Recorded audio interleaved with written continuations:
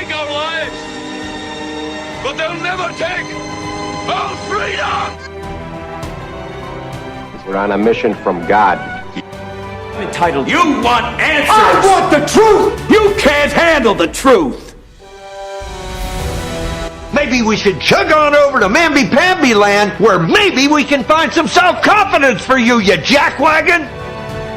Coming to you live from his padded cell high atop Bethel Church, the most heralded, the most despised talk show in all of human history. This is the talk show Hell Hates. This is Pastor Mike Online.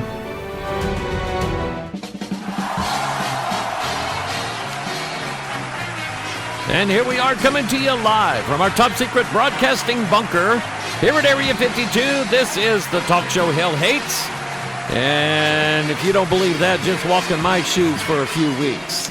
Good to be with you today. Let me start out, first of all, by I want to give a special thanks to some very special pastors out in Turkana, Kenya. When I found out about this, I couldn't get over it.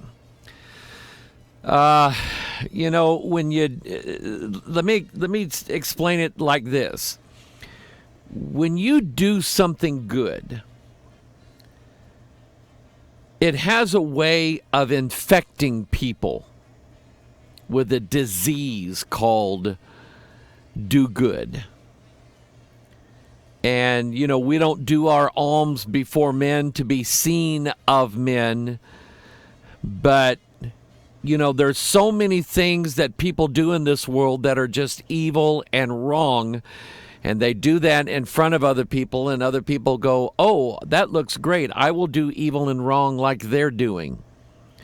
And that is just, I mean, that's the world that we live in. But when you do something right, you do something good, and you don't want any credit for it, you don't want any big pronouncements for it or anything like that, because great is your reward in heaven. And then people see that and they say, you know what? I want to do something like that for somebody. What a blessing. That in itself brings its own blessing. And so what happened is a group of pastors in Turkana. Some of them were the pastors who attended the conference that we hosted a few months ago. I hosted a conference for just pastors and church leaders in Turkana. They came to a conference center, and we telestreamed a conference. They could see me, I could see them and hear them. And we spent 3 days together and had a wonderful time. And so some of these pastors are the ones that I'm referring to. They took it upon themselves. Not going to give their names. Number one, I don't know their names.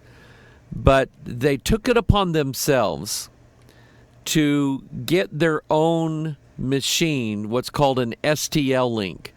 STL link it's a device that it does what it sounds like. It links our radio station, our office, to the tower that we broadcast from in Turkana. And the STL link then takes whatever goes through the soundboard there at the radio station, sends that over to the tower. The tower then transmits that feed out for, however many miles that reaches. And these pastors took it upon themselves to get their own STL link so that they could capture our radio station signal and broadcast it out even further than where it's reaching right now, especially in an area where there are a lot of refugee camps. We didn't ask them to do this. We weren't looking for volunteers for people to do this. They just saw the need. The people that were not able to hear our radio station, they saw the need they took it upon themselves, and that kind of love there. Number one, for the people that they're reaching. Number two, for our church and our ministry and Echo Yokan Radio. You can't buy that kind of love. And again, we didn't ask for people to do this. It wasn't our idea. It was their idea, or I guess maybe the Lord's idea. But anyway, God laid it upon their heart. They decided to do it. And to all of you who were part of that, I want to just tell you from the bottom of my heart, you have my deep admiration. You have my love, my respect. And I thank you from the bottom of my heart for doing a good deed. It really means a lot. Now, speaking of good deeds, everything that we have endured this year, the way I've got it figured, it's just because you serve God. When you serve God, you have all these blessings that you're going to get in heaven one of these days. And you don't really expect anything down here as a result of it. And then, of course, for doing good deeds, like rescuing children from death, from starvation, the devil then just wants to absolutely destroy you. He wants to tear you down piece by piece for that. And that's been happening this year, and it's still going on. Even yesterday, something happened, and I knew that it was from the devil. I knew what it was. And, it's the devil just absolutely trying to destroy me, my family, our church here, and our work that we're doing. And, I'll say it like this. If this is the Lord's doing, there ain't a devil. All of the devils together cannot stop it. They're not powerful enough to stop it. So we figured, if the devil hates us and he's done all this trial and tribulation and persecution for doing good, our response to that is we're going to do some more. So in about 2 to 3 weeks, we haven't picked a date yet, but in about 2 to 3 weeks, we're going to feed some more people in Turkana, Kenya. Michael handed me a list of, we're going to buy, let's see here. We're going to buy some more corn flour. We're going to buy some more beans. We're going to buy some more cooking oil for them, quite a bit of it. And we are going to pick a location and a date, and we're going to distribute some more food to all of those hungry, starving people who are in Turkana, Kenya. We're doing this. We're not doing this for the notoriety. We're not doing this because it's good PR, public relations. We're doing this because this is what God has told us to do, and it's the right thing to do. And if you see people that are hungry, you're supposed to feed them. You're not just supposed to say, well, God bless you. I hope you get full. That's what the book of James was about. If, somebody comes to you in need and you say, be ye warmed and filled in Jesus' name. God bless you for that. You don't have the faith that you say you believe. But if somebody comes to you and asks, and you're actually able to give something to them, then you actually have the faith that you tell everybody you have. And so we're going to feed some more people in Kenya. That's coming up in a couple of weeks. Now, what we want you to pray about that. We want you to pray that God will bless it, that God will use it for His glory, His kingdom, His honor, His glory, His namesake, that God gets all the credit. We don't get anything out of it because we don't want it. Now, next Monday, August the 19th, we are in the process of hiring a lawyer who is going to represent us in the lawsuit that has been filed against Bethel Media Services, which owns and operates the radio station in Kenya, Michael Halanda, which is my son-in-law here, and the station manager there in Turkana. They've initiated this lawsuit because no good deed goes unpunished, right? You know, here these 4 children were. They were starving to death. One of them had a medical condition that would have killed him. And we, with their nearest kinsman's permission, signing the papers and everything. And then, of course, the Kenya government getting involved, saying, yes, absolutely. If you want to pursue this, we will give our permission for you to do that.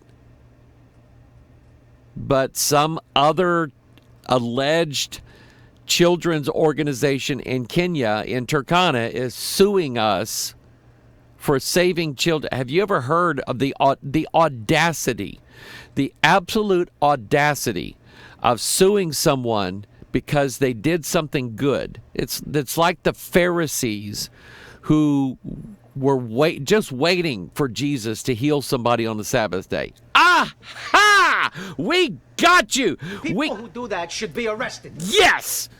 People who heal on the Sabbath day should be arrested.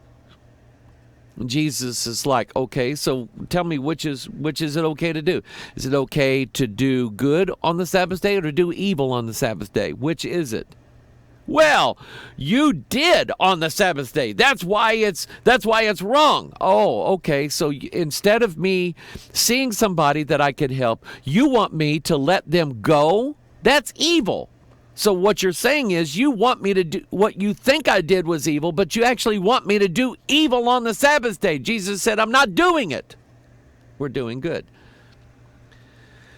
So we're having to hire a lawyer now to hopefully stand between us and whoever it is that's suing us. And I guarantee you this is about money. This is about, there is an orphanage in Eldoret, Kenya, that is now receiving sufficient funds to maintain the lives of those children there in that orphanage, and they are doing absolutely wonderful. And I guarantee you this other organization has figured out that American Charity is the one who has rescued these children, and they want that money. I guarantee you that's what it's about. They want that money. And so, you know, it's just been one attack after another. But, you know, God's still on the throne and prayer changes things. That's what my old friend, Brother Noah Hutchings, used to say all the time. Now he's gone on to be with the Lord, and I guess it worked for him. You know, prayer changes things. Well, prayer got him in heaven, you know. So I miss old Hutch. I really do. We're going to keep going with what we started on Tuesday, and that is talking about this outrageous suicide that took place. Jeffrey Epstein, if you remember, a very rich, wealthy pedophile who it is absolutely known for a fact. It is known that very wealthy, powerful people. I mean, think about the Bohemian Grove. Let's just start there. The Bohemian Grove. You remember that, right? Bohemian Grove, this place out in the woods of Northern California, the Pacific Northwest. This little getaway retreat for the very wealthy and powerful people, powerful men in this country. And some weird, diabolical, evil stuff been going on there for years. And I'm talking about, you know, I don't really care for Alex Jones. I do not like Alex Jones at all. But he was able to sneak into the Bohemian Grove and record this ritual called the cremation of care. And there is this huge owl statue that they all worship. This is a god that they're worshiping. And if you look at Isaiah 13, Isaiah chapter 34, you understand the owl symbolism. Owls represent the absence of the man. And in this case, the man is Jesus Christ. So you have all these very powerful people out there. Richard Nixon, both Bushes, Ronald Reagan has been out there on these little retreats. I met a guy, not making this up. I met a guy, talked to him, interviewed him on the record. His mother used to work at the Bohemian Grove. His mother worked there as a server. And you figure out what she served. Needless to say, and this guy, this is what he told me. He said, I don't know who my dad was. But that was my mom, and that's how she raised me. But his mother worked as a server at the Bohemian Grove. All right? So you have places like that where some very evil things going on. And the elite, the very powerful, wealthy, well-connected people, men, go to these places. They can get drunk all they want to. They can do whatever they want to. They can sleep with whatever they want to. And it's supposed to be this private, I know your secret, you know mine, but we're not going to tell each other type of thing. Well, Jeffrey Epstein, that's what he did. He was a hedge fund manager. He had all this money. And then all of a sudden now, and remember, here's the gist of it. This is what we talked about on Tuesday. 33 days after he's indicted, they find him dead in his cell. Now, I checked earlier, there was an article that, of course, is at Infowars.com, Alex Jones, and I don't like the guy. But anyway, Alex Jones is reporting Epstein's injuries that led to his death are more common in victims of homicide by strangulation than by hanging. Autopsy results have revealed. The autopsy found that Epstein sustained numerous breaks in his neck bones. Among the bones broken in Epstein's neck was the hyoid bone, which in men is near the Adam's apple, reports the Washington Post. So Alex Jones not the source of this. Such breaks can occur in those who hang themselves, particularly if they are older, according to forensics experts and studies on the subject. But they are more common in victims of homicide by strangulation, the experts said. Officials have refused to comment on the new information from Epstein's autopsy. Now, so we know then that Jeffrey Epstein was killed, suicided. The question is, did he hang himself, or was he strangled by some person, then hung up, or what? What's going on here? It just, like I said, it just seems suspicious that one of the most well-connected man, who has a list of names ranging from Bill Clinton to names like Bill Clinton to other powerful figures such as Bill Clinton and, of course, Prince Andrew, and then other guys like Bill Clinton, made multiple trips out to this pedophile island.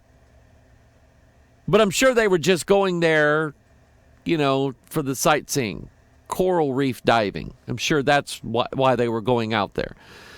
So they're going out there. He's got the names of all these people. The list of names is starting to come out. They don't want this guy to testify. He's not to ever say a word. and he's 66 years old, 33 days after he's indicted, and he goes down. Let's get into our symbolism here. The symbolism of the Epstein sacrifice. That's what I called it the other day, the Epstein sacrifice. There's a tarot card called the Hanged Man.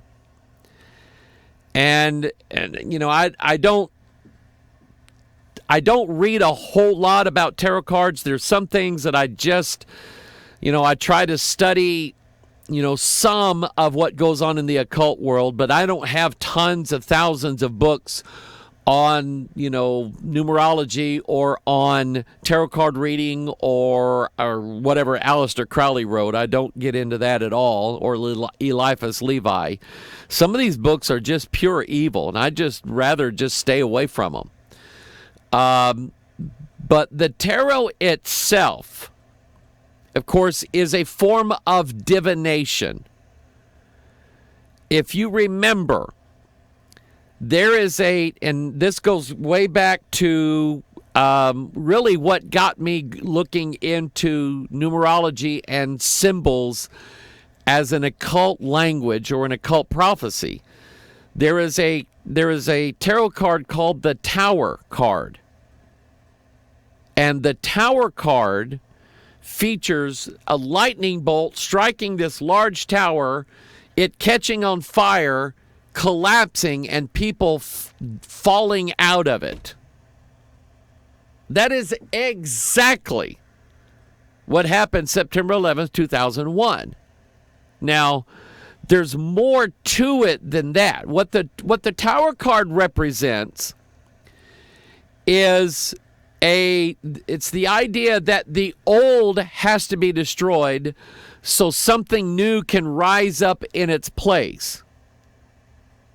And in the case of 9/11, the old rights and liberties that we had as Americans, those have to be destroyed so we can bring in this new order. We can still make people think they have rights and liberties, but we're now just telling the American people, the NSA and the CIA are now spying on the American people. And by all means, we should, because we can't have another one of these events happen. So what people have done is they've traded in liberties for safety. And I think, who was it? Benjamin Franklin said, those who would exchange liberty for safety deserve neither. And I agree. But before September 11th, 2001, we don't want anybody reading our emails, looking at our text messages, and all of this stuff now, that or feeling in our pants before we get onto an airplane. Now, after September 11th, 2001, oh, you want to, yeah, go ahead. Put your hand anywhere you want to. Now we have these machines that have the ability to see through your clothing. And we go, yeah, I'll get on that machine. And that's what we've been brought to now. So the Tower card actually came about, tearing down the old so we could rebuild something new in its place. And by the way, that is also exactly what they did. They built the Freedom Tower in the place where the two other towers used to exist. And it's 1,776 feet tall exactly. 1776, that's the year. Of course, they wrote the Declaration of Independence, but it's also the year that the Bavarian Illuminati was formed. Adam Weishaupt, May 1st, 1776.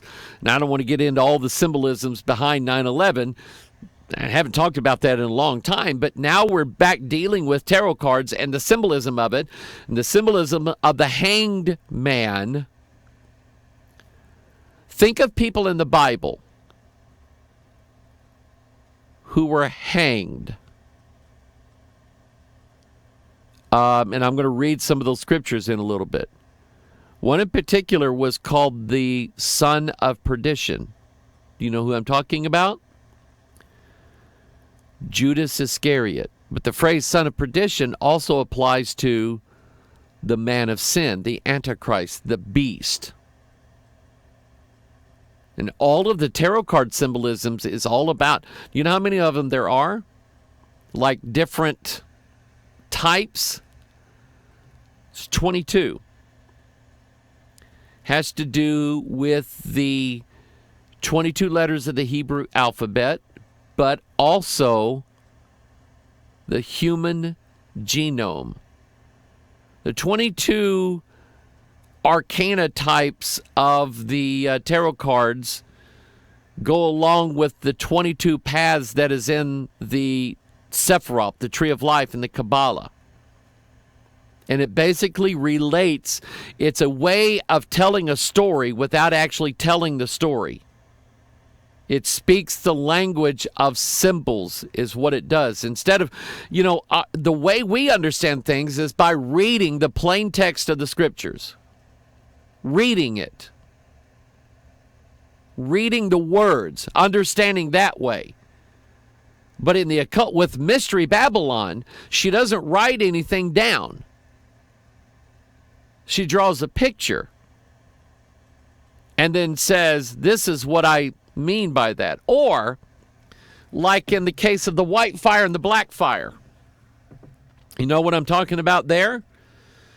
The Kabbalists, they look at the Torah, the writing of the law, and they say it contains white fire and black fire. The black fire is, of course, the letters that the law was written with. The white fire is the white space between the letters.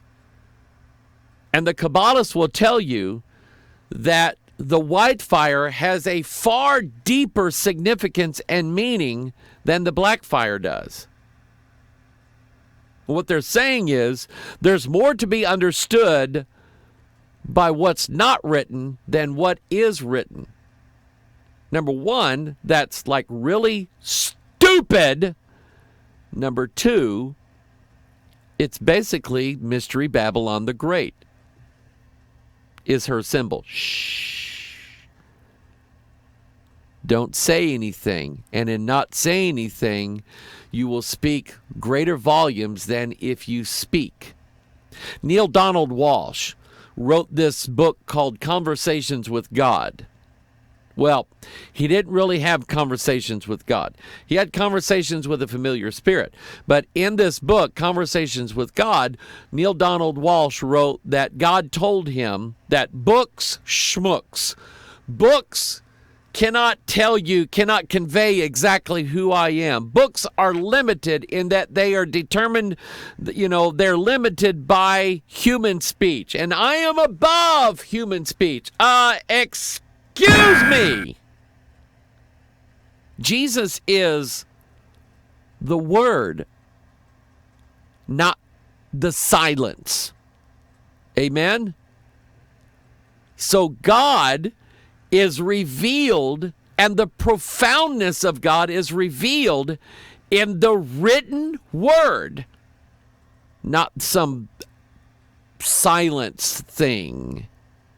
That can be, well, you can make silence out of, you can make anything you want to out of symbols. That's the point. They're not static. They're not plain. They're not understood.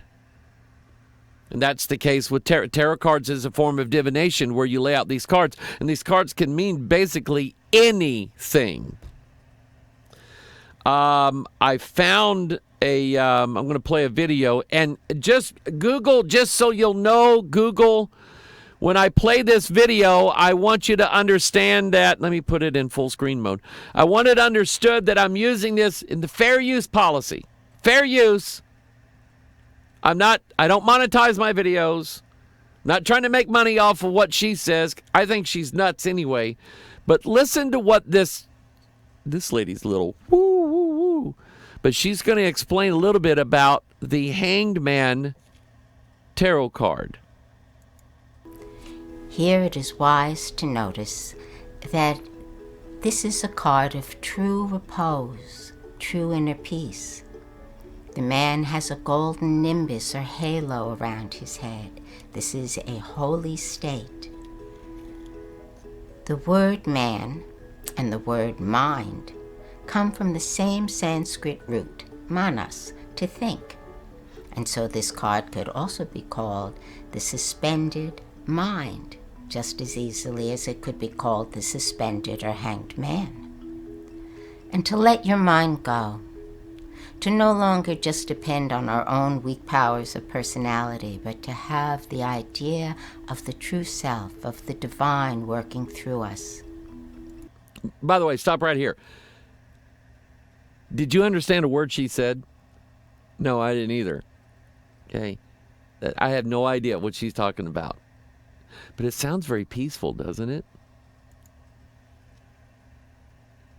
From the School of Oracles. Oh, wait a minute. Man be suspended upside down as such a powerful card. Here it is wise to notice that this is a card of true repose, true inner peace. The man has a golden nimbus or halo around his head. This is a holy state. The word man and the word mind come from the same Sanskrit root, manas, to think. And so this card could also be called the suspended mind, just as easily as it could be called the suspended or hanged man. And to let your mind go, to no longer just depend on our own weak powers of personality, but to have the idea of the true self, of the divine working through us.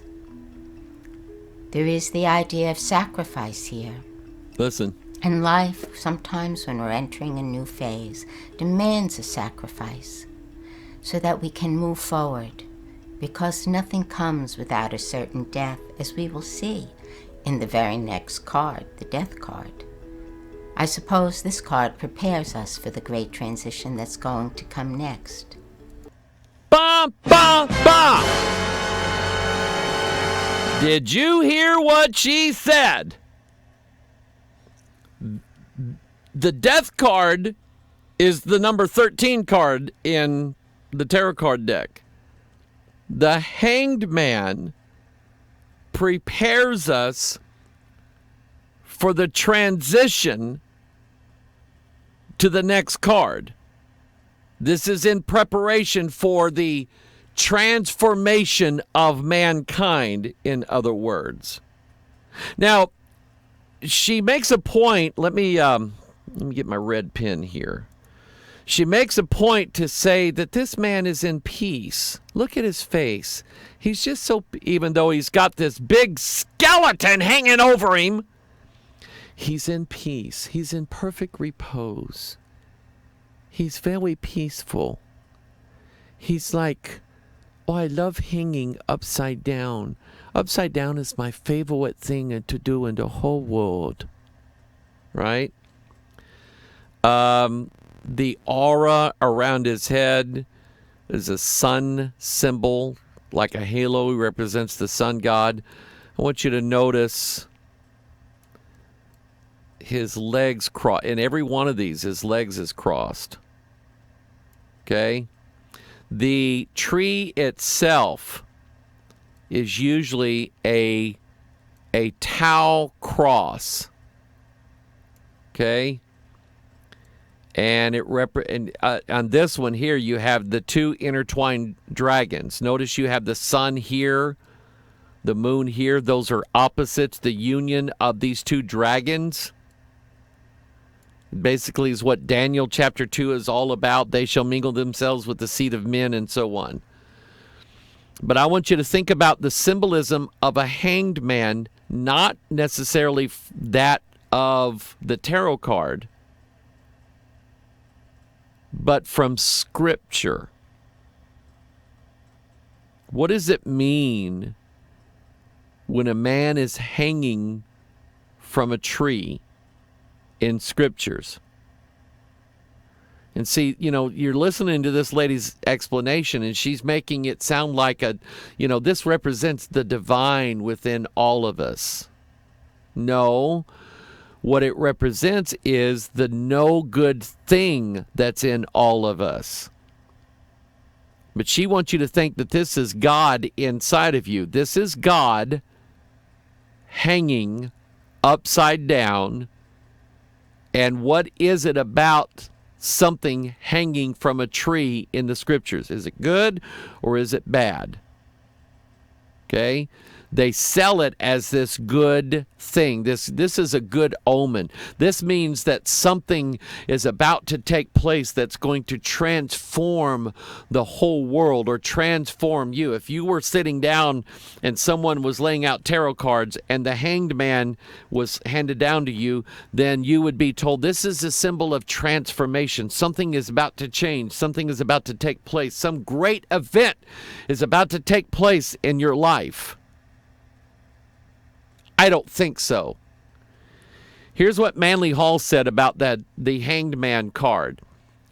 He said, a curious aspect, this is from Secret Teachings of All Ages. A curious aspect of the dying God myth is that of the hanged man. The dying God, I want you to think about that. We've studied that before. The dying God is like Dionysus, Bacchus, Quetzalcoatl, things like that. And remember, the dying God is always dying because people are always dying. The dying God is represented by one of the heads of the beast. And that deadly wound finally is healed. He's dying no more. Whereas you have Jesus, who was dead and is now alive. You have the Antichrist, who's always dying or dead. So the dying God is the Antichrist. And there's coming a time, by the way, 5-month period, in which no one will die. That's Revelation chapter 9. The 5th trumpet sounds when the key to the bottomless pit is given to that star, and that star falls from heaven, and that pit is open, and those locusts come out and sting everybody. They hurt men for 5 months, and men want to die, but they'll not be able to find death. So for 5 months, no one dies. So anyway, Manly Hall says this. The most important example of this peculiar conception is found in the Odinic rituals, where Odin hangs himself for 9 nights from the branches of the world tree, and upon the same occasion also pierces his own side with the sacred spear. What are you telling me, that Odin is Jesus? By the way, this is how J.R.R.R.R.R.R.R. Tolkien convinced C.S. Lewis to become a sort of Christian. Clive Staples Lewis, you remember the story of Odin where he pierces himself and hangs from a tree? Well, that's Jesus. See, the story of Jesus is real, see, because Odin, see, is a fake myth, see? And then through mythology, Clive Staples Lewis supposedly becomes this great Christian. I don't believe it. Anyway, as a result of this great sacrifice, Odin, while suspended over the depths of Niflheim, discovered by meditation the runes or alphabets by which later the records of his people were preserved. The runic language is among a list of other languages that are supposed to be this secret, sacred, mystic language. Hitler used it. Hitler believed in the power of the runes, which is why he used the runic letters for S as the SS symbol, the Schutzstaffel. The runic language, Sanskrit, the Hebrew roots people believe that the sacred name people, they believe that Hebrew is the secret special God language, that if you speak that language, then you have this creative, all of these religions have this secret language or this sacred tongue, that if it can be spoken, then you have all this creative ability. You have the same creative ability that God has. Enochian language. John D. was told by familiar spirits that these angels all spoke this language, this angelic language, which is what the tongues people say about tongues, that they're speaking this angelic language. They have no idea what it is they're saying, but because they're speaking it, God is giving them the power to create their own reality. And what I think that's related to is all of these warnings in the scriptures where God says, I'm going to send you a nation whose language thou shalt not understand. The Antichrist himself understanding dark sentences.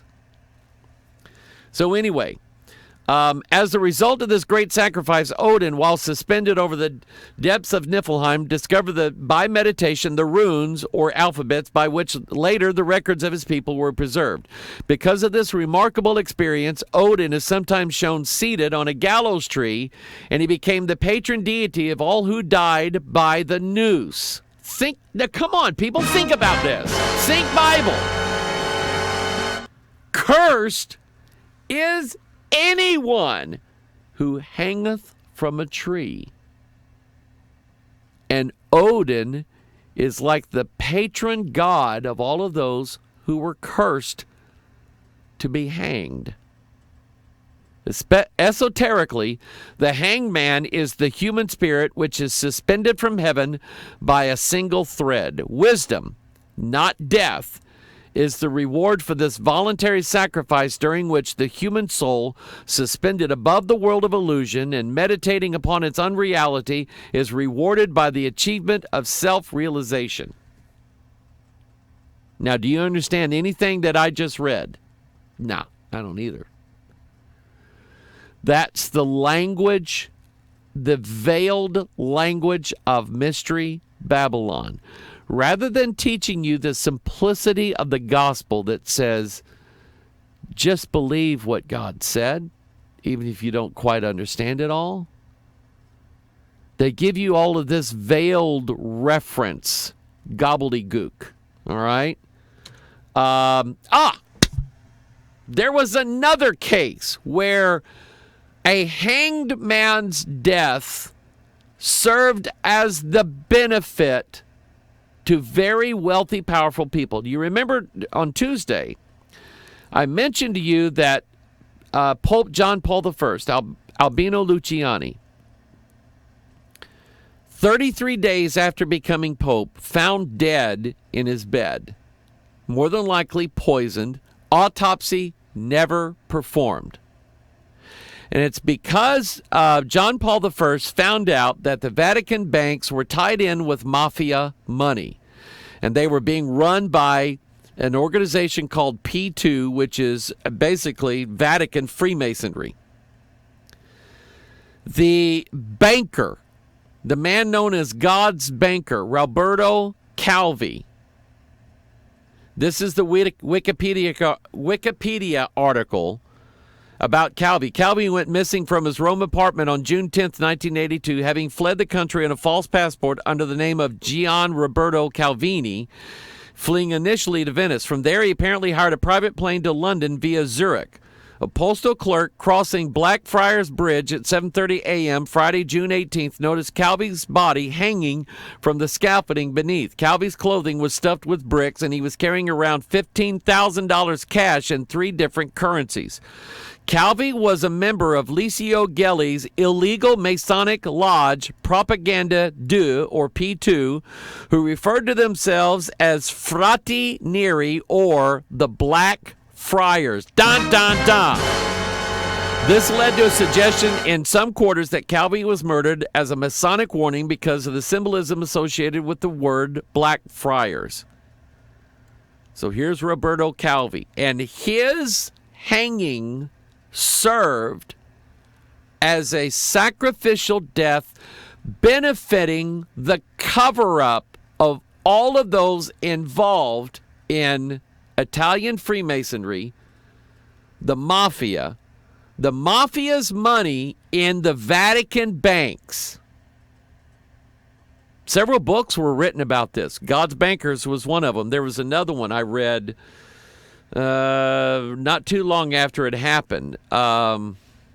but it was written by a New York Times reporter about the scandal that took place around Pope John Paul I's death, saying that it just was suspicious that, number one, he's found dead just hours before he's going to clean house at the Vatican,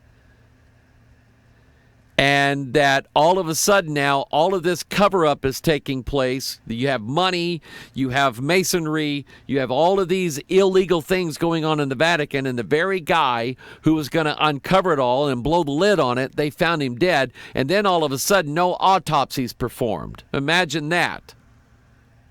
So according to the official statement of the Vatican, he died of natural causes, but it could never be proven that he was poisoned. This is someone who joins the Masonic Lodge. It's the third degree. When you ever hear of somebody, what are you giving me the third degree for? You see, when you get to the third degree of Freemasonry, they ask you all these questions. Hence the phrase, what are you giving me the third degree for? You ask all these questions. My pastor friend, Reg Kelly, before he was saved, was told he needed to join the lodge. So he joins the lodge. He works his way up to the third degree. They blindfold him.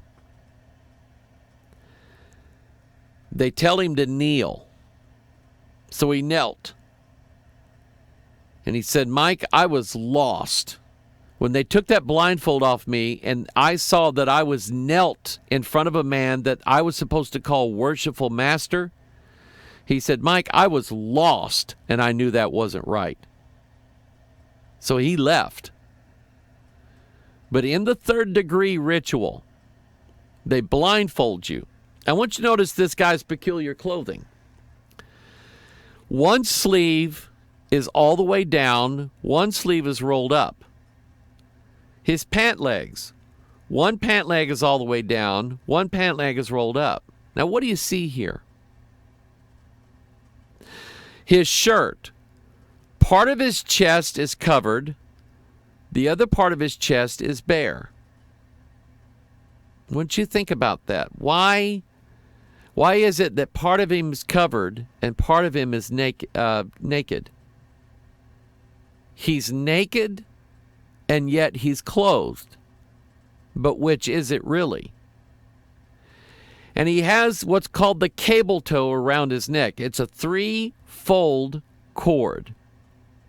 Of course, the Bible says a three-fold cord is not easily broken. This man, this initiate into the Blue Lodge of Masonry, is the hanged man. He has that noose around his neck, and he represents all of those hanged from a tree. And Masonry says, what a blessing this is. But we know it's not true. Have you figured out why he's naked and clothed simultaneously? And by the way, it's his right arm that's naked, but it's his left leg that's naked. It's opposites. The fusion of opposites in one body represents the sons of God, the daughters of men. It represents iron and clay. It represents dark and light, naked and clothed. Yin, notice up here at the top, as above, so below. And you have the two pillars here in the background. One of them is a pillar of the earth, and the other one is a pillar of the heavens. They are the opposites joined together. So, there was a woman by the name of Deborah Palfrey. Her nickname was the DC Madam. And she had a business in Washington, D.C. It was an escort business. I want you to notice, they found her hanging, and I want you to notice her sleeves. Da, da, da.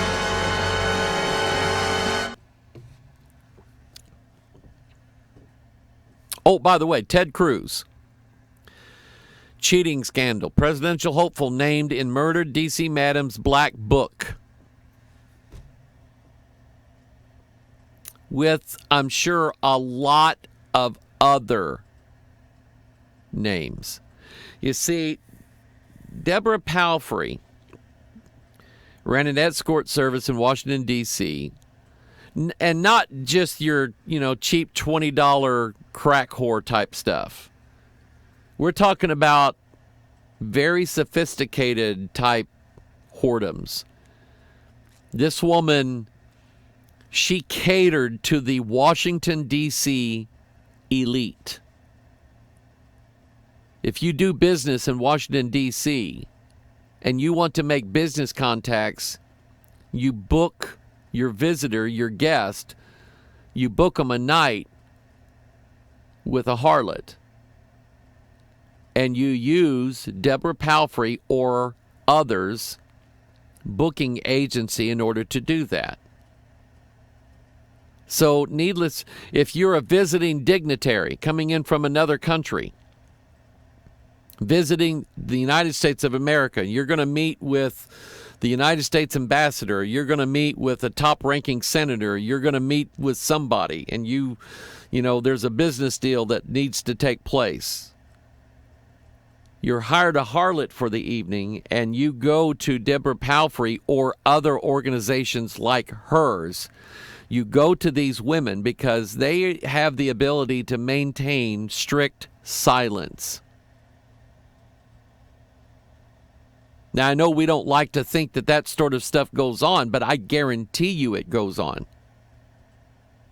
Now, I don't know who she made mad, but she angered somebody. She angered them enough to where they had her prosecuted. Now, there's a recording.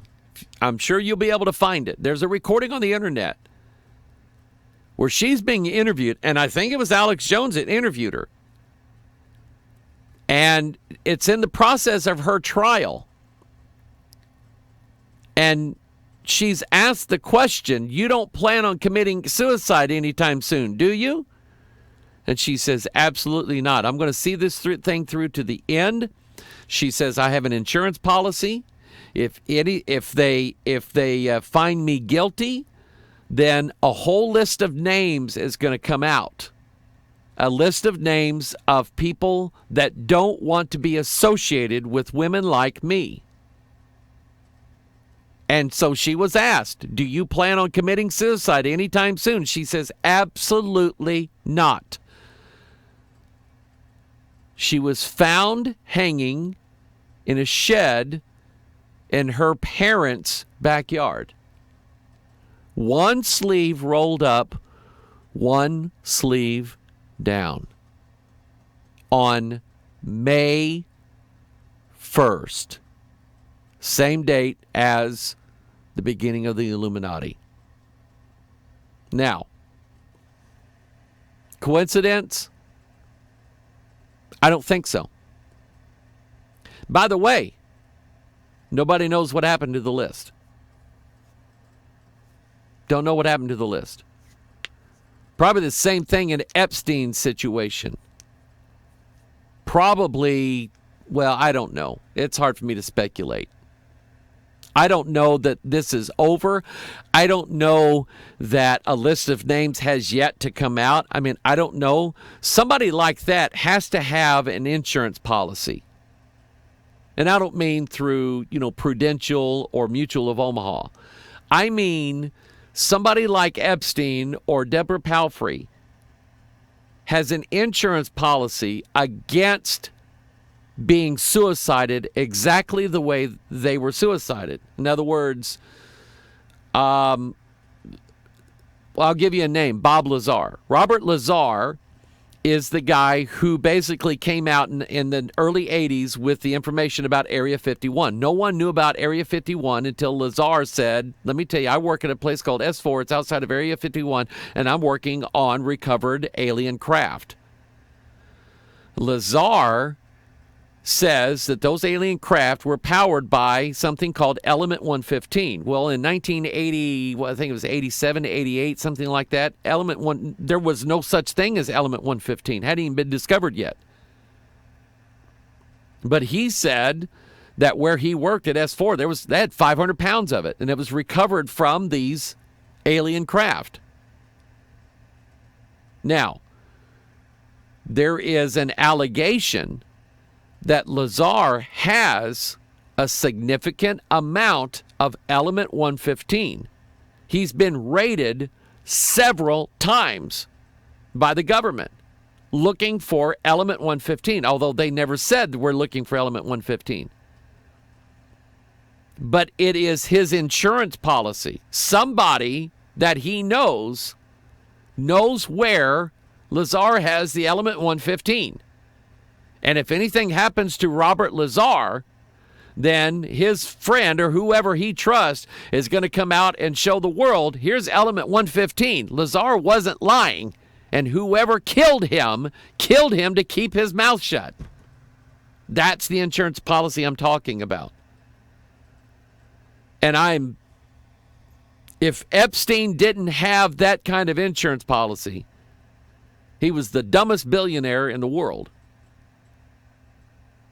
Because when you have rich, powerful people that you're offering your pedophile island to, at some point those people think, you know what, this guy's a liability. He may talk. We need to get rid of him. So it may very well be that Epstein did, in fact, have an insurance policy, and that list may come out sometime, somehow, some way. I don't know. It may also be that the very powerful, wealthy people who were associated with Epstein happen to know where his insurance policy was, and that's never going to see the light of day. Just like the guy that shot JFK. My friends, we live in such an absolutely evil, diabolical world, ruled by the wealthy, ruled by the powerful. They think they're going to get away with all of this stuff. As far as this world goes, they might. But as far as God is concerned, they won't. Don't worry about it. Epstein, for all the evil things that he did, if it was purely his decision to end his life, his punishment for his crimes has just now begun. Because he will spend eternity in the lake of fire. By the way, this is Quetzalcoatl, the fiery flying serpent god of the Aztecs. And he is often displayed hanging from a cross. He is the dying god, the hanged man, hanging from a tree.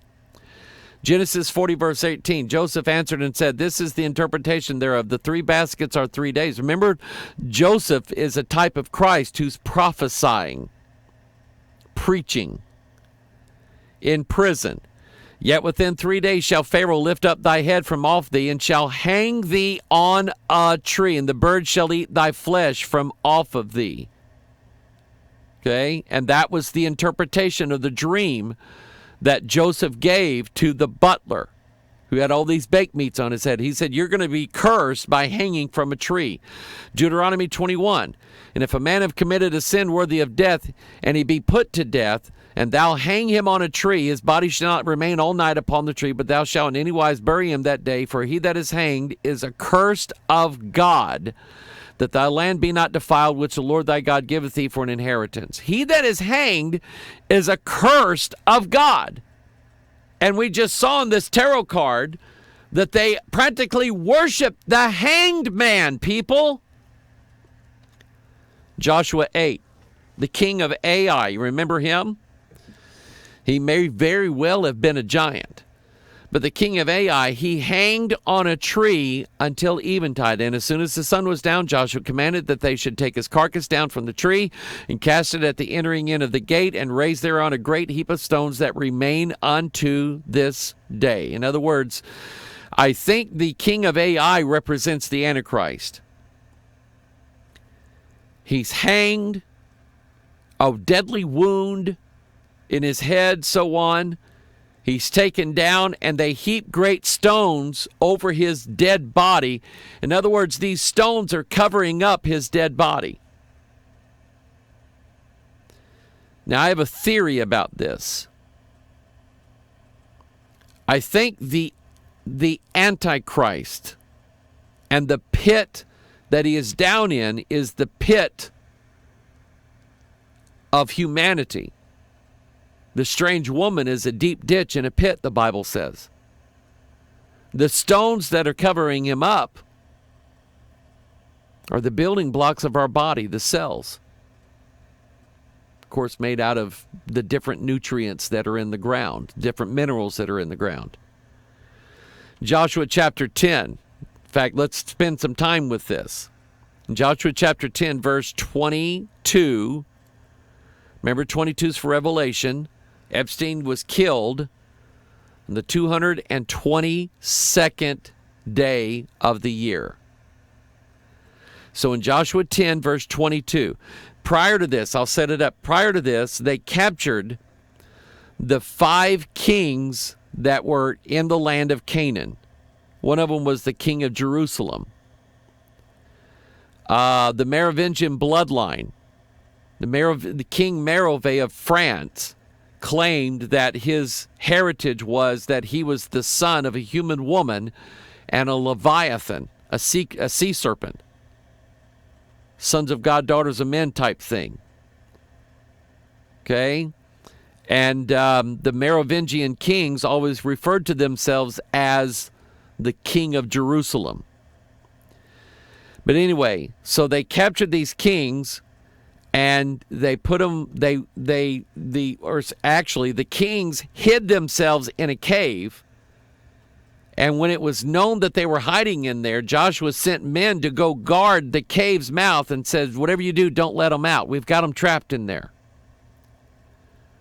So now in verse 22, 22 is the number for Revelation. Now these kings are going to be revealed. Look at what it says. Open the mouth of the cave. So now we're going to reveal these kings.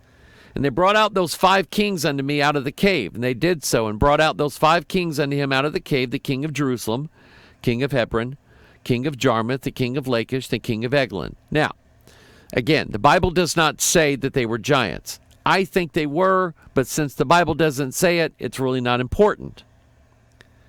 What is important is the number.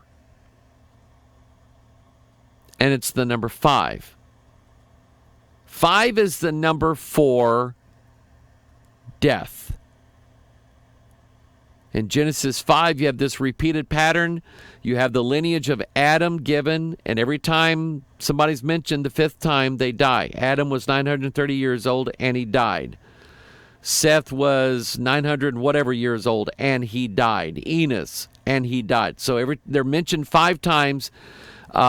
Enoch breaks that series, and so does Noah. 5th time Noah's name is mentioned. Noah found grace in the eyes of the Lord. I love that. But 5 is the number for death. You have the 5 books of the law, the Pentateuch that Moses wrote. The Bible calls it the law of sin and death. So you have these 5 kings that are the enemies of God's people. The last enemy that shall be destroyed is death. All right? So think of what these 5 kings, think of these 5 kings representing the devils that are locked up in the pit in Revelation 9 But then the pit's going to be open, and they're going to be released out at the fifth trumpet. Those two, I think these two stories are connected. So in verse 24, and it came to pass when they brought out those kings unto Joshua, that Joshua called for all the men of Israel and said unto the captains of the men of war which went with him, come near, put your feet upon the necks of these kings. Think about feet, the symbolism of it. It's dominion. You have 10 toes, or, as I say to my grandchildren, piggies. 10 piggies. Like this little piggy went to the market. Anyway. So they come put their feet on them. That's dominion. May the God of heaven bruise Satan under your feet shortly. Satan is the one who has the power of death, by the way. So they brought out those kings unto Joshua. Joshua called for all the men of Israel and said unto the captains of men of war which went with him, come near, put your feet upon the necks of these kings. They came near and put their feet upon the necks of them. And Joshua said unto them, fear not, nor be dismayed. Boy, think about the number of times the Bible tells us that. Fear not, nor be dismayed. Be strong, and of good courage. Now, just because God tells us to fear not or fear them not doesn't necessarily mean that it's a sin if you ever feel the emotion of fear. And I've had people say that. You have fear, you're not supposed to fear. Fear is not from God. You must not have the Spirit of God in you. Look, one of the 7 spirits is the fear of the Lord. And I, by my nature, am a very fearful person. It is what causes me to do some of the stupid things I do. Because I tend to live in fear. Fear of what men can do to me, fear of what men can say about me. And I'll be honest with you. You've been raked over the coals enough like I have by church members, angry church members who got angry that you preached something or you said something. It tends to make you fearful. I don't like that, but I'm going to be honest with you. I don't control my feelings. Neither do you. We're not, in Star Trek, the Vulcans from Star Trek, they have achieved this perfectly logical state where they do not experience normal emotions. Emotions like love, joy, fear, anger, laughter. The Vulcans don't do that. Well, we're not Vulcans. All of us experience grief, sorrow, depression, fear, anxiety. I've had quite a bit of those feelings this week. More than my share of them.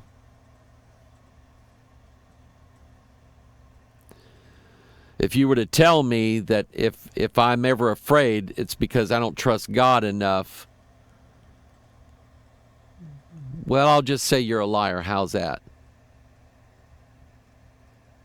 David said, what time I am afraid, I'll put my trust in thee, O Lord. David got afraid every now and then. So do I. So do you. When I am afraid, I go to God. And I say, God, I am afraid. I'm very fearful.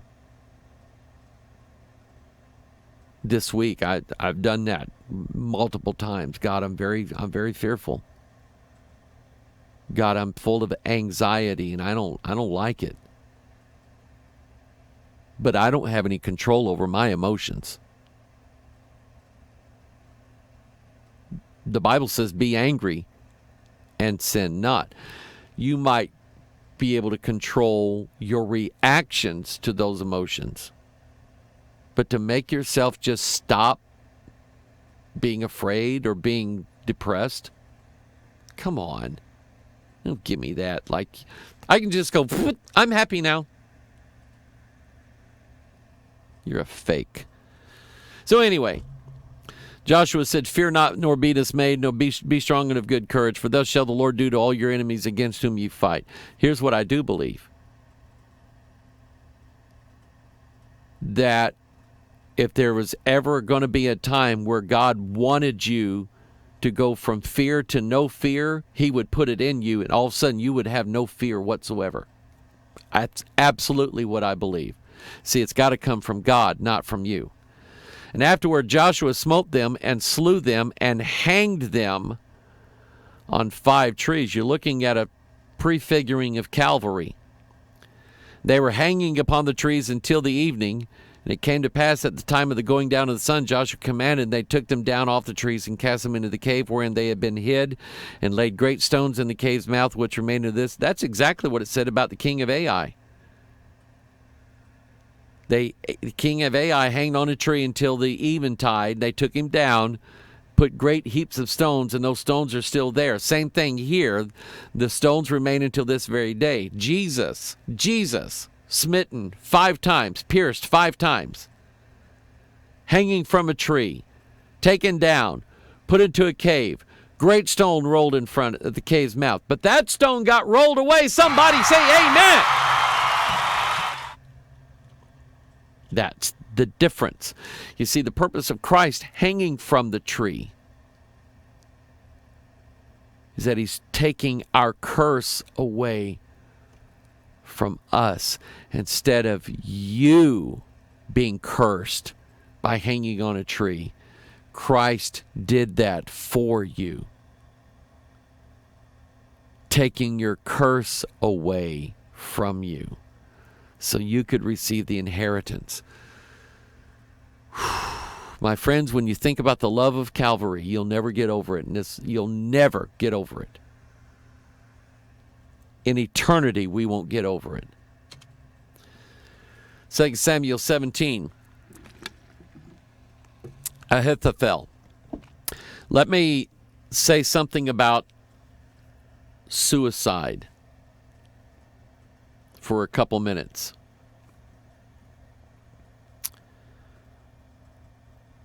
I've had people ask me all through the years of the ministry, if you commit suicide, do you still go to heaven? Or they say it like this: if a saved person commits suicide, are they still going to heaven?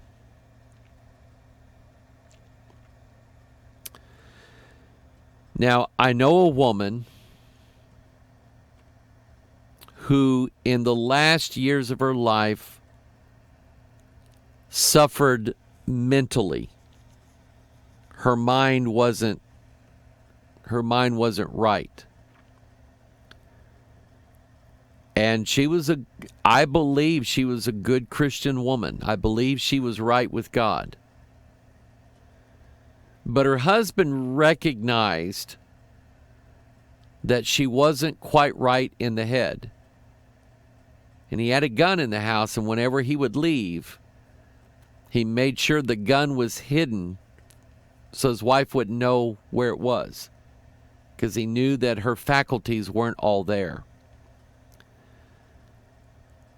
One Sunday he left from church here. He didn't live but just a mile and a half, 2 miles down the road. And when he got home, he found his wife had found the gun and found the bullets and shot herself in the head. Now, in the case of someone's broken faculties, their inability to think rationally, I think the grace of God is still there. But there are 3 cases in the Bible where men committed suicide. Now, Samson is not one of them. Samson did not commit suicide.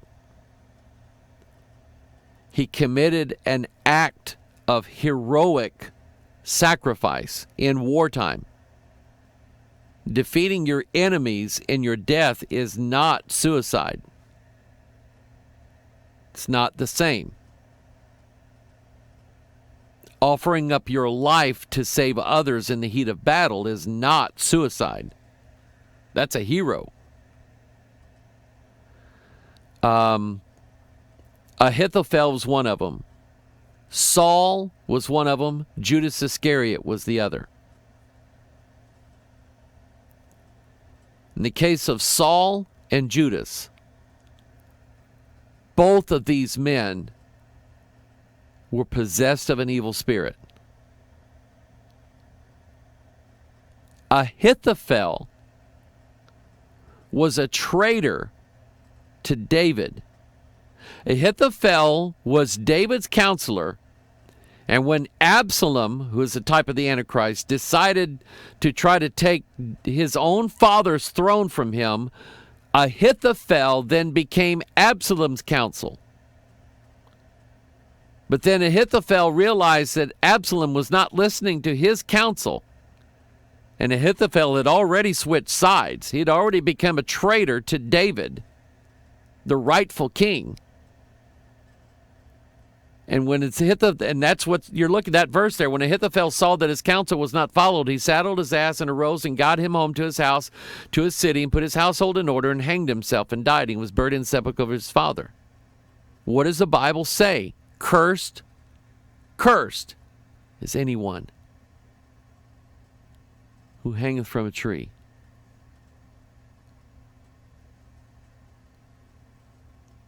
Now, this may not help you feel better about somebody who's committed suicide, but I've got 3 examples in the Bible where somebody took their own life, and I absolutely am convinced by the Scripture that all 3 of them are in hell. Saul, Ahithophel, hung himself in a tree. Judas Iscariot, definitely.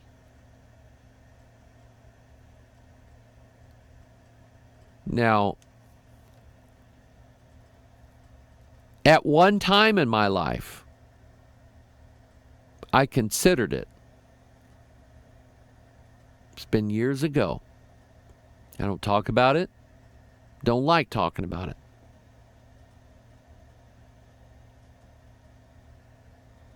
But I've considered it. And I'm glad by the grace of God that God allowed me. See, there's different reasons why people commit suicide. In some cases, they just give up on God. Not even God can help me. And that's not true. I know of a pastor, a lady called me and she was in tears. She said the pastor of the church that she left, she had to leave that church because they were just going crazy with false doctrine, false Bibles.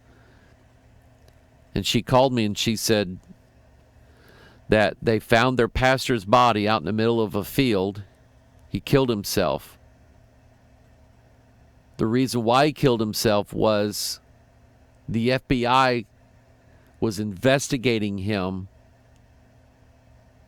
for molesting boys. Another pastor I know of killed himself because it was found out he was having an affair.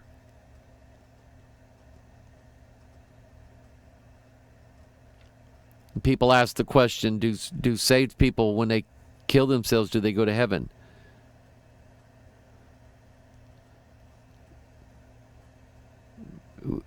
In those cases that I just showed you, those people, they wanted the sin but they didn't want to face the sin. They didn't trust God. They didn't trust God. I'd say this to anybody. If you've thought about ending your own life, I'm here to tell you there is absolutely nothing that God can't fix. Nothing. My whole life is a living testimony to that. I wouldn't be here today. God can fix anything. He mends broken hearts. He forgives the worst sins done by people. He's a merciful God, a loving God, a saving God, a God who comes to give us life, not death. So I'm just throwing this in. If Epstein, and I'm just going, nah, I just don't think he did. But if Epstein literally did kill himself without any help or influence whatsoever, obviously it was because he didn't want to face his own crimes, his own sins. There was a case here in this area. Former mayor of Festus, or Festus police chief, one of the two. He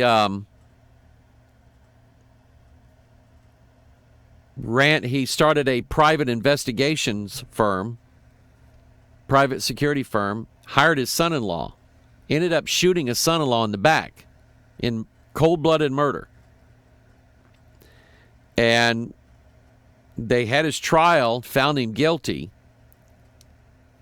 and he immediately appealed and then asked, because he had money and he had, he used to be a police chief in this area. He asked to be to be set out on bail. Even though he was found guilty, he wanted out on bail while he appealed the case. So they let him do that. Well, that didn't sit well with the legislature in the state of Missouri. So they passed a law that said, if you've been found guilty in a court of law, you have to go to prison right then. Even if you're appealing, you're going to prison. So that law went into effect. And when they knocked on this guy's door to take him into custody, he said, give me a minute, let me go to the bathroom. He went in there and shot himself. In other words, there was no way in the world he was going to go to prison for what he did. So he decided to end his life rather than do. And I'm just, if you're escaping your sins is the reason why you kill yourself, you're going to hell. You're not going to escape your sins. It doesn't work that way. Anyway, let's move on. Saying in Samuel 18, Absalom, man hanging from a tree. Absalom he has the face of a man and hair of a woman. Think about that. Absalom met the servants of David, and Absalom rode upon a mule, and the mule went under the thick boughs of a great oak, and his head caught hold of the oak, and he was taken up between the heaven and the earth, and the mule that was under him went away. And a certain man saw it and told Joab and said, behold, I saw Absalom hanged in an oak. Absalom's a type of this Antichrist, this hanged man. Cursed is anyone hanging from a tree. So in verse 14, then said Joab, I may not tarry thus with thee. And he took 3 darts in his hand. 3. Lust of the flesh, lust of the eyes, pride of life. He's the man of sin. 3 darts, and thrust them through the heart of Absalom while he was yet alive in the midst of the oak. 10 young men, 10 for the law. the consequences of breaking the law. 10 young men that bare Joab's armor compassed about and smote Absalom and slew him. And Joab blew the trumpet. Think about that. And the people returned from pursuing after Israel. And for Joab had held back the people, and they took Absalom and cast him into a great pit in the wood. And he's in a pit, very great heap of stones upon him. Same thing as with the king of Ai. Same thing as with the 5 kings there of Jerusalem. Same thing with Absalom. Throw him in a pit or a cave and heap stones upon him. Same idea. And my theory is about those heaps of stones is, I think that's the cells of our body. Esther chapter 2, in those days while Mordecai sat in the king's gate, 2 of the king's chamberlains, Bigthan and Teresh, of those which kept the door, were wroth and sought to lay hand on the king Ahasuerus. And the thing was known to Mordecai, and told it unto Esther the queen. And Esther certified the king thereof in Mordecai's name. And when the inquisition was made of the matter, it was found out. Therefore they were both hanged on a tree. And it was written in the book of the Chronicles before the king. Then you remember Haman, Mordecai's wicked counselor, said, we're going to kill all the Jews. So he had all these gallows built to hang all the Jews. Well, guess what? The end of the book of Esther is, then the king returned out of the palace garden unto the place of the banquet of wine, and Haman was fallen upon the bed wherein Esther was. Then said the king, will he force the queen also before me in the house? I mean, here's Haman laying on his wife's bed. He's like, what is he going to do? Is he going to rape the queen right in front of me? This guy's nuts. And as the word went out of the king's mouth, they covered Haman's face. And Harbona, one of the chamberlains, said before the king, behold also the gallows 50 cubits high, 50, that number 5, which Haman had made for Mordecai, whom he had spoken good for the king, standeth in the house of Haman. Then the king said, hang him thereon. So they hanged Haman on the gallows that he had prepared for Mordecai. Then was the king's wrath pacified. Cursed. Haman's a type of the Antichrist. He hates the Jews, by the way. You want me to get started on that one? Don't hate Israel. Don't hate Israel. People who do that should be arrested. I agree. You don't hate Israel. This is Judas. In Matthew 27:5, he cast down the pieces of silver in the temple and departed and went and hanged himself. So here's Judas Iscariot. When he realized what he had done, see, Satan had entered into him. Like with Saul, he had an evil spirit that came into him. The Holy Spirit left, an evil spirit from the Lord came into him. So with Saul, he fell on his sword. Here, Judas hangs himself from a tree. In Acts chapter 1:18, this man purchased a field with the reward of iniquity, and falling headlong, he burst asunder in the midst, and all his bowels gushed out. Now, if you just read Acts, you might think that Judas was walking along one day and fell over a cliff, but that's not what happened. He went and hanged himself. And he was hanging there for days. And because of the decay of the body,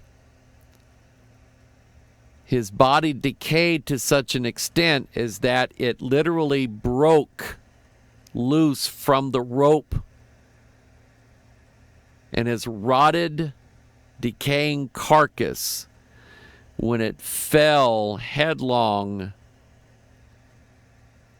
hit the rocks, all of his bowels gushed. I mean, the Bible's describing a horrendous scene. But this is what happens when you deny and betray Jesus Christ. A horrendous death. Hanging from that tree for so long, no one taking him down off of that tree. No one. And he's laid up, hanging up in that tree so long, probably, I'm going to say probably,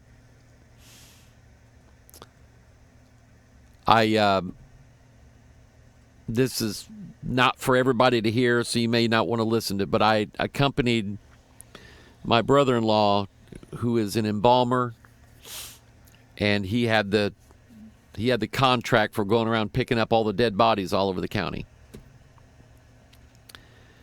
And I went with him. This old guy died in his trailer home. And he just wanted me to help him get the gurney out of the house. So I had to put on this hazmat suit and gloves and, something to, filter out. I had a mask on. But he said, I'll do all the hard stuff. And he's putting this old guy, his skin was already turning black. He had been in this trailer 4 days, dead. Didn't have any family, so that's why, that the neighbors knew there was a smell coming out of the trailer when they walked by, so they thought, something ain't right. So anyway, my brother-in-law's putting him in, the first of like 3 body bags that we were going to put him in. He put him in the first one, and he said, well, I'm glad this guy had clothes on. And I went, should I ask? I said, okay, I'll ask. Why? He said, because he's starting to come apart already. So Judas probably had hung there in excess of 3 days. And his flesh just gave away. Awful. It's what happens when you betray Christ. Amen? So it's this curse upon Jeffrey Epstein. Cursed is anyone who hangs from a tree. His death, though benefiting and helping to cover up the sins of others, he himself is cursed. And this thing here it's like a mockery of the crucifixion of Jesus Christ is what it is. It's a mockery of it. In Christ's case, he takes on our sins, becomes sin for us who knew no sin. He's the scapegoat, right? Well, that's what these evil men made Jeffrey Epstein into. Their own little scapegoat. We'll let him suffer while we go free. But these men have no intentions of changing their life. They're going to continue in sin. Acts 5:30, describing Christ, the God of our fathers raised up Jesus, whom you slew and hanged on a tree.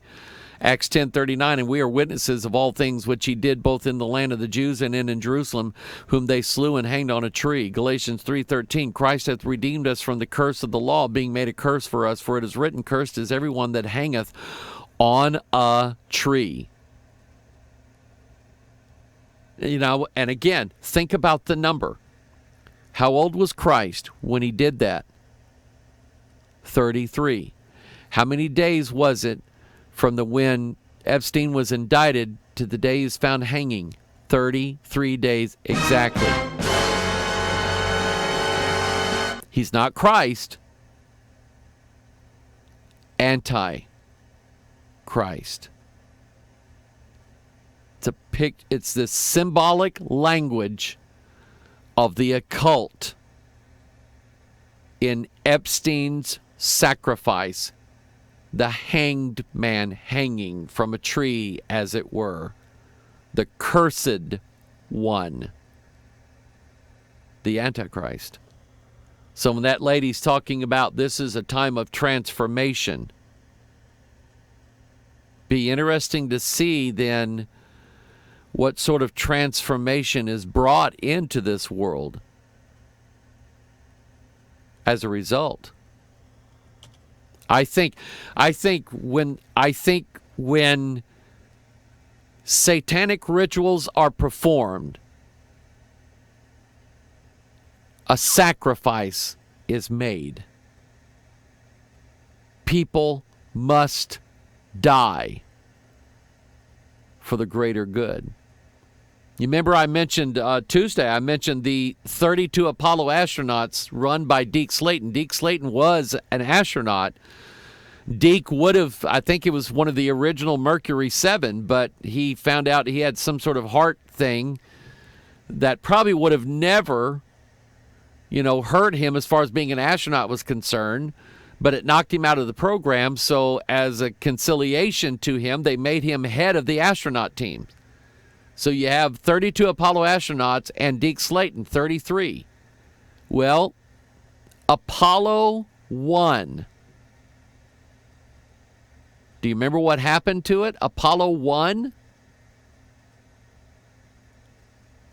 3 astronauts never made it off the ground. They were burnt alive in their capsule. A sacrifice was made for the later success of the mission. Maybe I'm crazy. Now, in Acts chapter 15, the Jerusalem Council meets. And the question is, should the Gentiles keep the law like us Jews did? And then, of course, James reminding them, guys, we didn't keep it. Remember? That's why Christ died, because we always said we kept the law, but we didn't keep the law. So why should we make the Gentiles, be under a yoke of bondage that we ourselves were never able to accomplish? Yeah, he's right. Yeah, but so they came up with 4 rules for us Gentiles to abide by. Number 1, we write from them they abstain from the pollution of idols, from fornication, from things, what? Strangled, and from blood. Strangled as strangled hanging from a tree type strangled. They're to abstain from eating things offered to idols, eating things with blood, drinking blood, or eating things that were strangled. In other words, the Catholic Mass, the Catholic Eucharist, you're not supposed to eat that, according to the rules laid out in the Jerusalem Council. We have a few minutes left, so let's talk about the rich and what kind of people they are. Job 27, verse 13, this is the portion of a wicked man with God, the heritage of oppressors, which they shall receive of the Almighty. And I'm telling you, rich people, for the most part, are the oppressors of mankind. Now, I am not a commie. I'm not a socialist. I am a capitalist. I believe in it. I believe it's taught in the scriptures. If you earn it, it's yours. Does not belong to anybody else. Your wealth, if you earned it, is yours. Now, just because you're smarter than other people, or you've worked harder or longer hours than other people,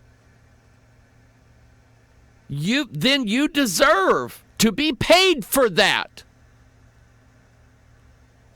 Physicians, we don't pay them because they sweat more than other people when they work, or they work longer hours. We pay them because of what they know how to do. We pay them well. I couldn't do surgery on myself. You wouldn't want me doing surgery on you. So I am not in any way, shape, or form anti-capitalist. If you've earned the money, if you've done the work, and you've got the smarts, or you've figured out a good business to run, and you've figured out a market that you think would work, and it happens to work well, and you make a lot of money at it, great. I'm all for that. Okay? But for the most part, the wealthy are evil people. Bible calls them oppressors. If his children be multiplied, it is for the sword, and his offspring shall not be satisfied with bread. Those that remain of him shall be buried in death, and his widows shall not weep. Though he heap up silver as the dust, and prepare raiment as the clay, he may prepare it, but the just shall put it on, and the innocent shall divide the silver. He buildeth his house as a moth, and as a booth that the keeper maketh. The rich man shall lie down, but he shall not be gathered. He openeth his eyes, and he is not. Terrors take hold on him as waters. A tempest stealeth him away in the night. The east wind carrieth him away, and he departeth as a storm hurleth him out of his place. For God shall cast upon him and not spare. He would fain flee out of his hand. Men shall clap their hands at him and shall hiss him out of his place. Psalm 37:16, a little that a righteous man hath is better than the riches of many wicked. That's the real. If you want to talk about the real conspiracy, I guess, as it were, concerning Jeffrey Epstein, this multi-billionaire, it's better to be righteous and have barely enough money to pay your bills, if that, than it is to be full of money and full of wickedness. Psalm 49, they that trust in their wealth and boast themselves in the multitude of their riches, none of them can by any means redeem his brother, nor give to God a ransom for him. Remember the rich man? Lazarus and the rich man? Remember that story? The rich man wanted his brothers warned about hell. And Abraham wouldn't do it. He said, they have Moses and the prophets. If they won't believe them, I'm not sending Lazarus back. They wouldn't believe him anyway. All that money that rich man had, and yet he was not able to redeem his brothers. Verse 8, for the redemption of their soul is precious, and it ceaseth forever, that he should still live forever and not see corruption. For he seeth that wise men die. Likewise the fool and the brutish person perish, and leave their wealth to others. Their inward thought is that their houses shall continue forever, and their dwelling places to all generations. And they call their lands after their own names. Nevertheless, man being in honor abideth not. He is like the beasts that perish. In other words, they can make a statue after you. Even, and I absolutely hate this. At Jack Hyles Anderson College, there is a statue of Jack Hyles on that campus. Who cares? He's dead. That statue does not mean that he'll live forever. Naming something after his name does not mean that he still lives. And that's the point he's making here. They like to call lands after their names, thinking that they're going to live on. Their legacy shall continue. No, they're dead. And having all of that money doesn't stop death. Ask Jeffrey Epstein.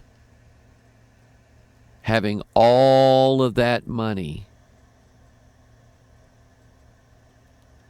Now, Ray Kurzweil. Ray Kurzweil is actively trying to make the Bible to be wrong.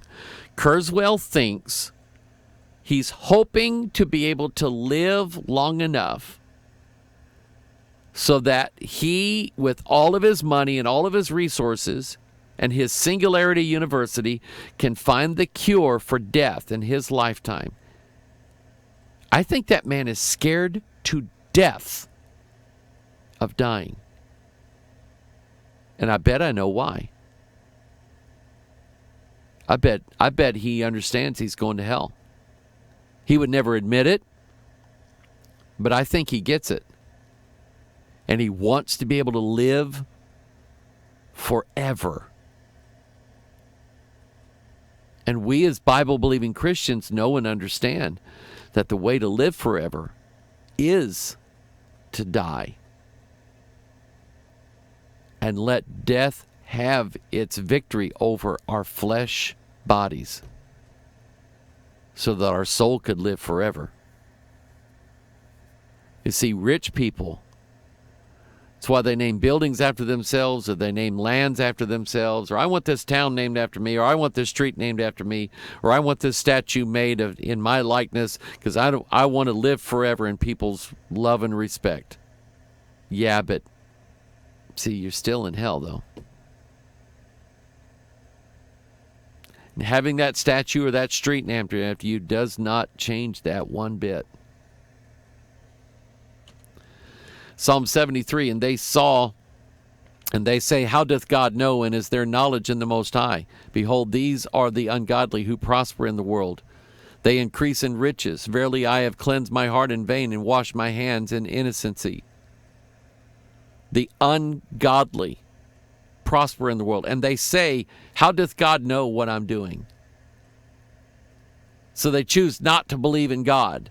God doesn't exist, therefore I can build my little island and put underage girls on it and have sex with them.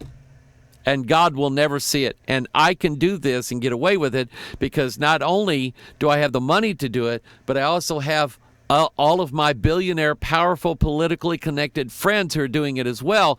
And if I go down, they're going down. So they're not going to throw the book at me. He thinks he can get away with this. That's wealthy people and their money. That's the kind of people they are. Proverbs. Look at all these verses in Proverbs.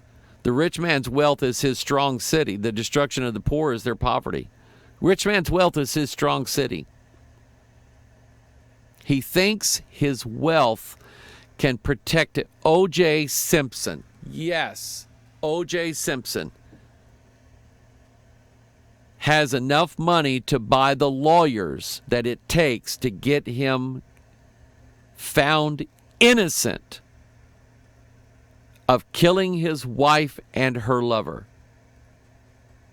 Even now he can write a book about it that says, if I did it. The guy that was helping OJ to write the book, as he's taking notes from OJ, he said all of a sudden he gets this realization, oh my goodness, he killed his wife. See, now OJ can go around the world and tell everybody that he killed his wife in cold-blooded murder. He thinks the rich man's wealth is his strong city. He thinks he's going to get away with it. He thinks he has. God's not going to let him, people. Riches do not profit in the day of wrath. He that trusteth in his riches shall fall. The rich man's wealth is his strong city, and as an high wall his own conceit. The poor is hated even of his own neighbor, but the rich hath many friends. Jeffrey Epstein. Prodigal son, right? Prodigal son had daddy's money. And while he's got daddy's money, he's got all these friends. Soon as the money was gone, where's his friends? Nowhere to be seen. The moment that they recharged Jeffrey Epstein with those crimes, he don't have friends who are looking out for him. He's got people going, we need to get rid of this guy. The poor is hated even of his own neighbor. The rich hath many friends. A good name is rather to be chosen than great riches, and loving favor rather than silver and gold. You write that verse down somewhere. Bumper sticker on your car, put it in your Bible, whatever. Just don't tattoo it. But a good name is rather to be chosen than great riches. I would rather have a reputation that I'm a good guy and be thought of that way by you people than for me to have your money. God knows my heart whether or not I'm actually telling the truth. And I'm telling the truth. A good name is rather to be chosen than great riches. The rich, Proverbs 22:7, the rich ruleth over the poor, and the borrower is servant to the lender. You see, the thing that the Bible's telling us is that all of these rich people, all they are oppressors.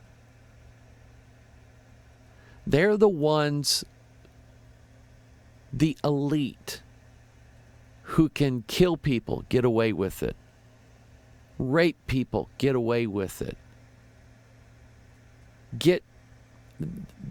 Steal vast sums of money through money swindles and money laundering and selling illegal things like drugs. These people think that they can get away with all this because of their money. They oppress us. The book of James talks about how we give preferential treatment to people in our churches because of what family they come from or whose wealth they're tied into. And James said, don't you understand these people they hate your guts? They're your oppressors. And yet you're giving them honorable positions in the church. I'll tell you a story, true story. A pastor friend of mine took a church out in South Carolina. And when he got out there, the church seemed to really love him. And there was a large group of people in that church that that loved his preaching. And it was one of these churches that had a lot of committees. These committees, did all these, they ran different things in the church. And this pastor friend, when he got there, he had 3 children, and there was a really good Christian school in that area. He wanted to put them in that Christian school. Well, a man in the church went to the pastor and said, are you considering putting your kids in this school? And the pastor said, yes. He said, tell you what, I'll pay their tuition, all 3 children, for the whole year. Pastor's going, man, I can't thank you enough. Now, this wealthy man in this church, wasn't on any committee in the church. But he was either related to or very close friends with people in these committees in this church. And at one point, the pastor was approached by, I don't remember who it was, the secretary of the treasurer or somebody. And they said, Pastor, something's troubling me. Pastor said, what is it? I said, well, there's this man in the church who writes a check to a certain church fund, a bank account that we have, for $100,000, and he does it every January. During the course of the year, he takes that money back out in little pieces. Pastor going, really? Yeah, and she said that once that $100,000 is gone, he'll write another one and then take it out throughout the course of the year in pieces, little bits of it here and there. So this pastor said, that don't sound right. So he calls Christian Law Association, calls another Christian law group, and they both tell him, this guy's laundering money. We don't know why he's doing it, but he's laundering money through your church. You need to put a stop to it, or you will be in trouble. So he calls the guy, and he says, I need to meet with you. So he says, okay. So they sit down. And he explains to the man, look, he said, I'm not sure what's going on, but You're writing a check to the church for $100,000, but then over the course of a few months, you're taking that money back out. And he said, I've already contacted some legal groups, and they both say this is illegal. We have to put a stop to this. And he said, that man looked at him and he said, boy, I had you figured for being smarter than that.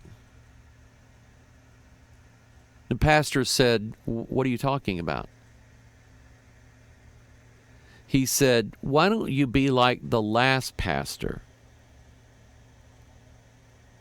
and just take the money you're being paid and don't worry about it. It's really none of your business. And that pastor friend of mine looked at him and he said, number one, don't you ever think you can control me with money. Number two, you're laundering money. See, this guy owned a bunch of pharmacies in the area. And he literally was laundering money through the church to not have to pay taxes on it.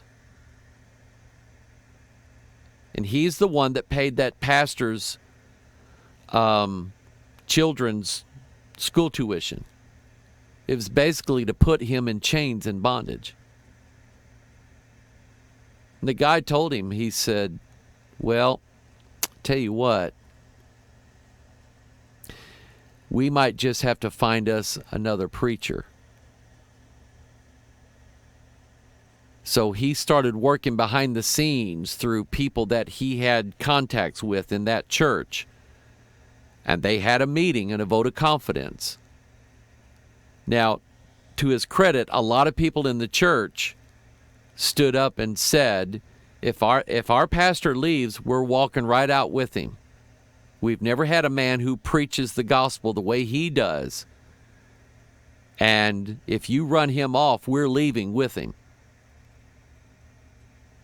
And my pastor friend said, no need to do all this. I don't want to be any part of this church. And he left that church. But that man was using his wealth behind the scenes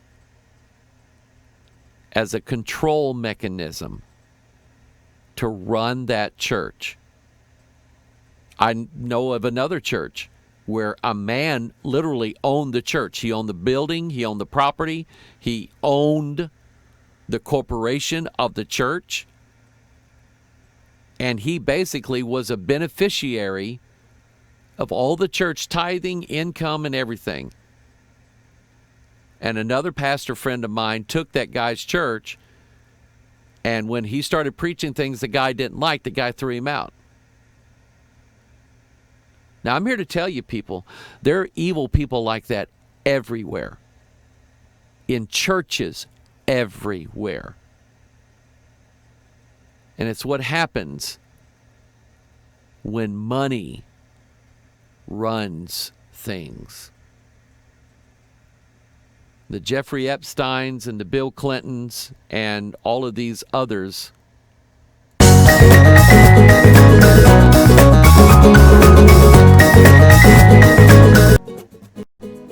There we go. That's better.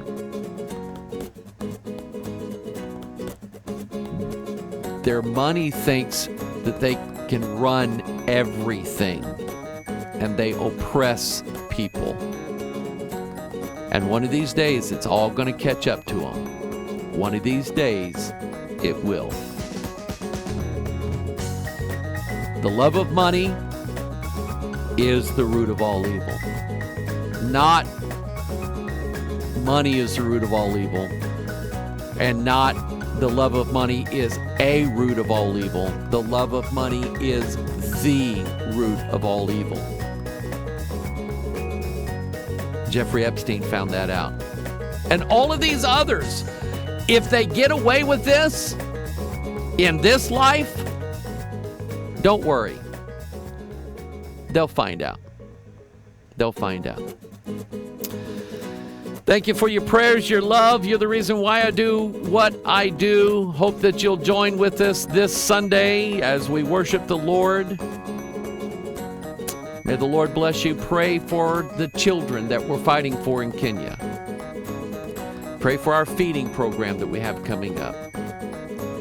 Pray for me. Pray for my wife. We need it.